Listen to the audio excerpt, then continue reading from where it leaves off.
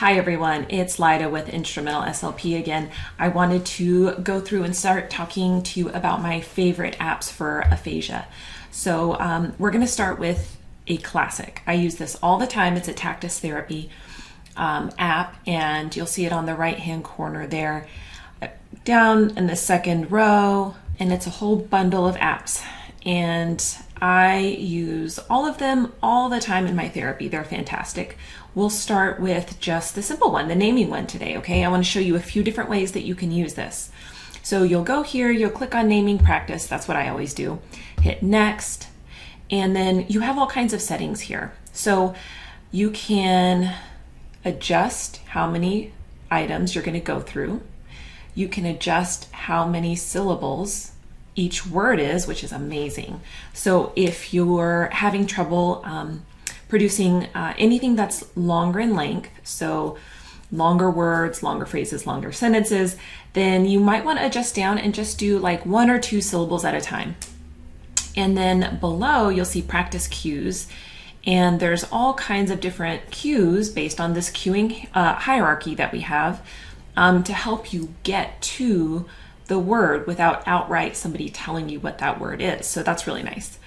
If you click on that tab, the categories, you can see all kinds: animals, body parts, clothing, concepts, and these are all, I think they try and make them really functional in real world.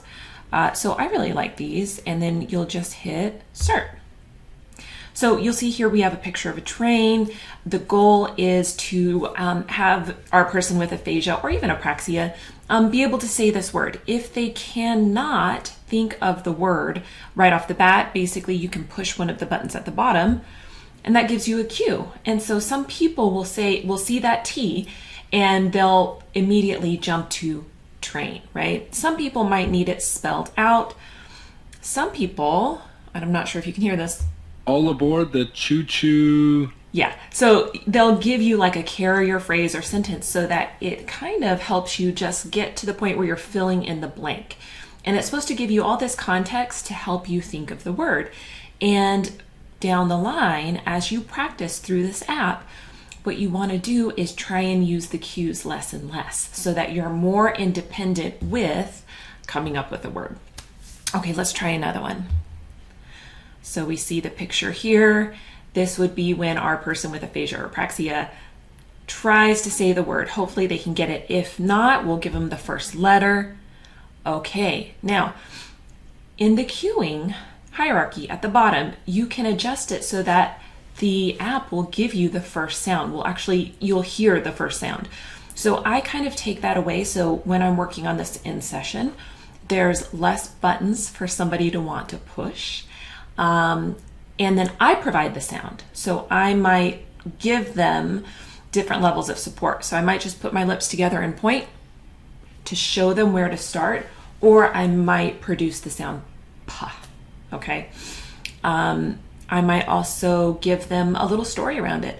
And you can do this too. So instead of saying lay your head on the pillow, you can also say, okay, this is found in a bedroom. You might find it on your bed.